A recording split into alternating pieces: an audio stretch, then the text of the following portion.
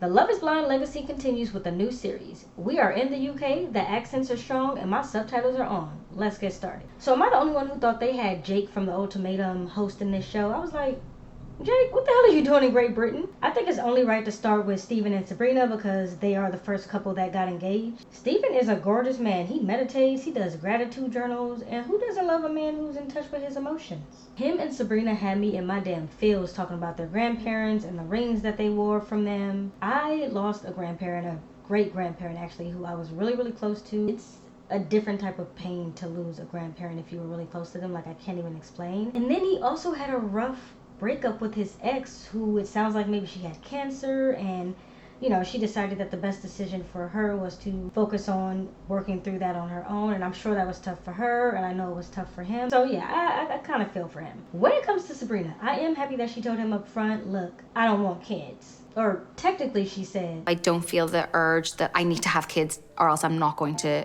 feel happy in myself and in my life. But to me, having kids should be something that you emphatically want. You should be all in on having kids because it's not something you can go back on once they're here. So saying, I could take them or leave them is basically like saying no to me. And while there is absolutely nothing wrong with not wanting kids, I get why people don't want them. It becomes a problem when your partner wants them and you don't. Because when it's all said and done, someone's going to have to settle and someone's going to have to bend on what they didn't want in that relationship. One of you is going to end up resenting the other. If you didn't want kids and your partner did and you said, fine, we can have kids, and they running around and you annoyed as hell, you're going to resent them because you're going to be like, I don't want these kids anyway.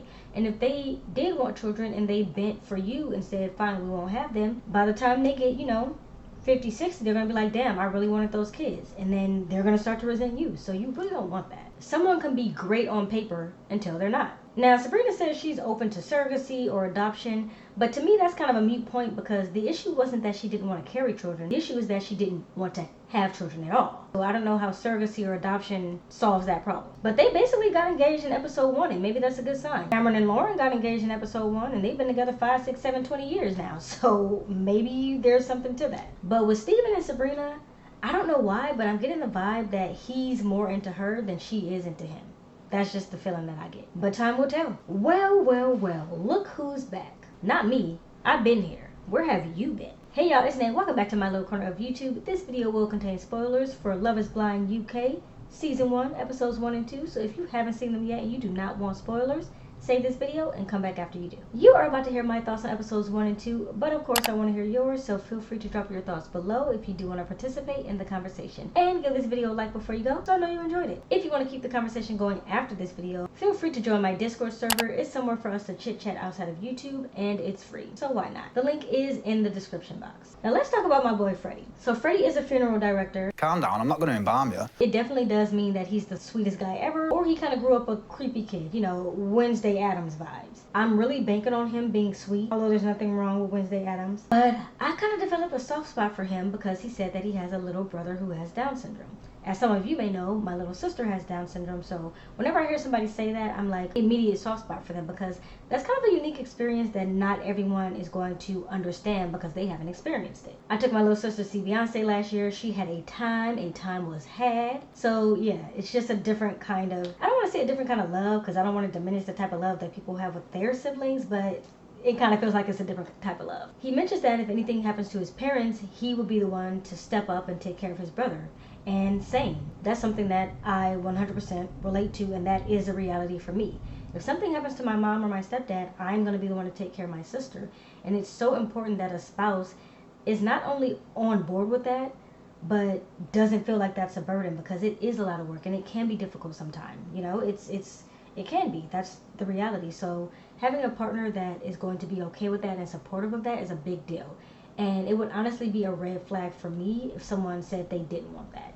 Not necessarily that makes them a bad person because like I said, it is something huge to kind of take on, but it would be a no in my book immediately. Everyone wants the best for their siblings, but you kind of even want the best for them even more when you know that they already aren't going to have a quality of life that everyone else is going to have. So you're really protective over that And you don't want anyone in that space that's not gonna understand that. But yeah, Freddie is really hitting it off with Catherine, and I love that for him. Because I also kind of have a soft spot for her because she says she teaches children who have Down syndrome how to swim. It's like a match made in heaven. She did have a bit of a thing with Ollie, but they both decided that that wasn't good for either of them, so they have moved past it. Speaking of Ollie, aka British Drake, and yes, be ready for me to use a terrible British accent for this entire season because that's just what I do. So one thing I can say about Ollie is I do think that he is marriage-minded, marriage-focused. Because when he was talking to Catherine in the pods, he asked her, when you think about marriage, how do you see the partnership being? How do you see, like, sharing responsibilities? Knowing how a person shows up as a partner is a huge deal. And it's definitely something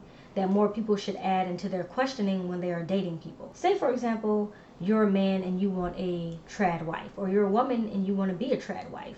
That's kind of something you should know fairly early on, because you don't want to get to the point where you guys are like, yep, we're getting ready to have kids, and you're deciding you're going to stay at home, and he's like, stay at home where? Go to work and help with these bills. Like, that's a big difference that you guys kind of want to talk about. And it's better to know something like that up front so that you can either move on or move forward with each other. Now, I don't know if they just edited it like this, or if Catherine actually didn't respond to that, but she didn't answer that question.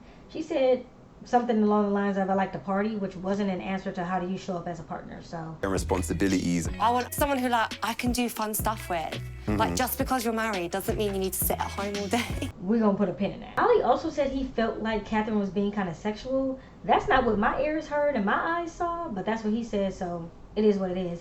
Didn't end up mattering anyway because they're not moving forward with each other. Who he is moving forward with is Demi. And Demi's a little shady pants. When Catherine was saying she likes Ollie, who of course Demi also liked, Demi was like, yeah, okay, girl, and like, bitch, ain't nobody asked you if you like him. Like, that basically was her attitude. Like, my man, my man, my man, stay off of him. And I don't know why she was like that, because this is Love is Blind. Really like Yeah, okay, good. How was your okay? Yeah, it was good. She was like, sis, do you want a cookie for that or what? And of course she tried to lock it down with Ollie ASAP. At first he was like, I'm still exploring my other options, but we eventually know that they're probably going to get together. And then we have Jasmine. Okay, so I'm going to be the first to admit, my first impressions of Jasmine were not good. I didn't want to be that person, but I was like, Jasmine is giving off insecure.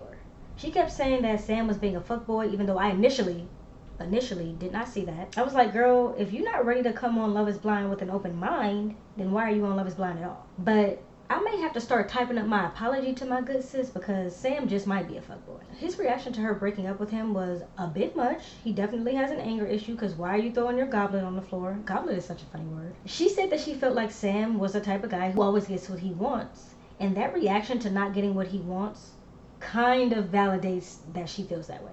And it's really unfortunate because I was rooting for Sam. I was like, damn, he said in IRL people think that he's a fuckboy. In the pods, girlies thinking that he's just saying what he thinks they want him to say. I'm like, he's just a guy out here trying to be sweet. But then he threw the goblet, and then I also didn't like his reaction to trying to go after Nicole after that. We see this almost every single season in Love is Blind where there is a love triangle.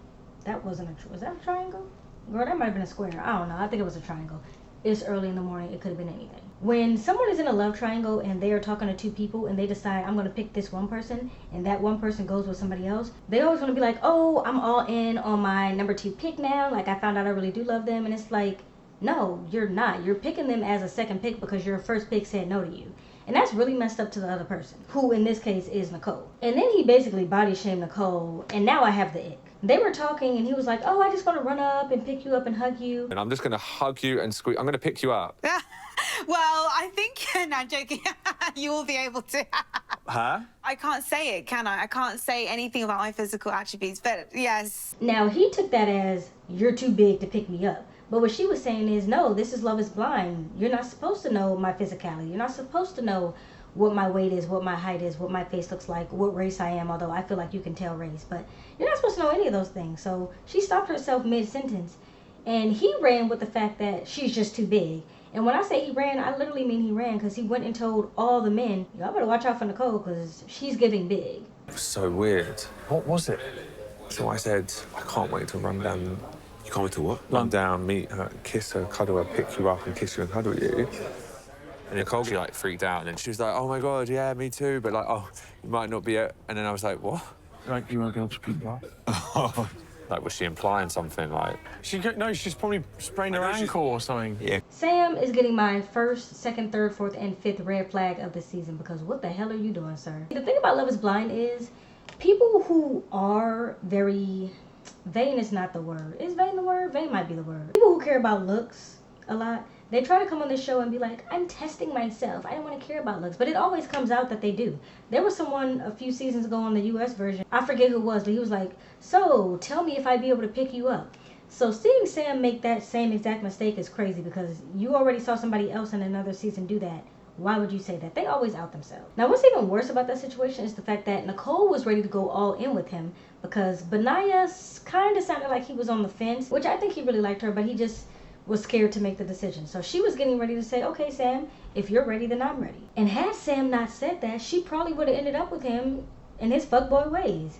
Now, granted, she still might end up with him, but I'm going to take a guess and say that after Benaiah tells her what Sam said, she's probably gonna not want to entertain Sam anymore, because why would you? Well, on top of that, I genuinely think that her and Benaiah are more compatible. Now, when I first met Benaiah, I was like, he's a bit too much of a nomad to be on this show. He's very much a free spirit, and to me, that's not really something that aligns with being marriage-minded. But of course, that's just my personal point of view. Nicole seems to like that, and it seems to align with how she sees her life. So yeah, they seem really compatible to me. I do want to briefly mention Sharlotte. So we didn't see a lot of her. She says she doesn't really have a problem with morning breath, which, how does it feel to be amazing? Because I definitely do. That's why I brush my teeth in the morning and at night. But I get the feeling that she's the type of girl who's been told she's perfect all of her life.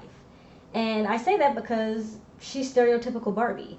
And what I mean by that is she's the type of, like, she's a pretty girl. She's the type of girl that most men will find attractive. And I'm kind of surprised that she's not getting more screen time. Which maybe she will. I haven't seen episodes 3 and 4 yet, but maybe she will get more screen time. Actually, a lot of people haven't gotten screen time, which is normal for this show. There are tons of people, 20, 30 people who come on. Only some of them get screen time because they have the best storylines.